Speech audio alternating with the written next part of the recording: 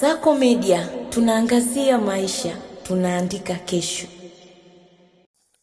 Karibu Kasako Media. Moja ya swali ambalo linazidi kuendelea duniani ni kuhusiana na vita kati ya Marekani na Israel dhidi ya Iran, ambayo watu wanajiuliza vita hivi hadi lini?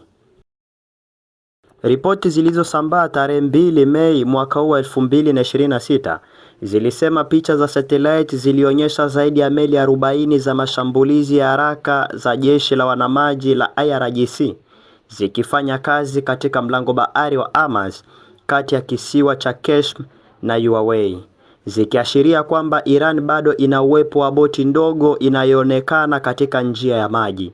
Hilo ni muhimu kwa sababu madai haya yanapunguza moja kwa moja madai yanayorudiwa kwamba jeshi la majini la Iran limeangamizwa, huku pia likiimarisha ujumbe wa Tehran kwamba bado iko tayari kupinga uchokozi wowote mpya.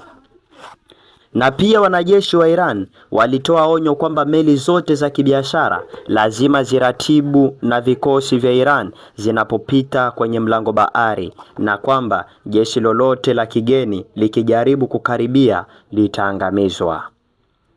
Janga linazidi kuwa kubwa upande wa Marekani na hata duniani. Hivi karibuni mnamo tarehe 2 Mei 2026, shirika la ndege la bei nafuu la Marekani liitwalo Spirit Airline lilifunga shughuli zake. Hii ni matokeo ya kuongezeka kwa bei ya mafuta ya ndege iliyosababishwa na mzozo wa Iran, na kufanya shirika hili liwe mwathirika wa kwanza kabisa wa sekta hii kutokana na vita hivyo. Hatua hiyo imesababisha abiria wengi kubaki nanga na kuibua wasiwasi kuhusu kupanda kwa gharama ya usafiri duniani.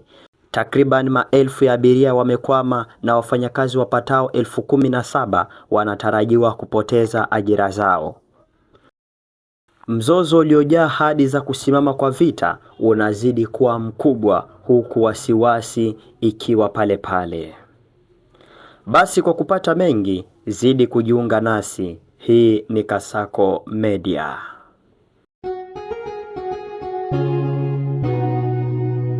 Kasako Media, tunaangazia maisha, tunaandika kesho.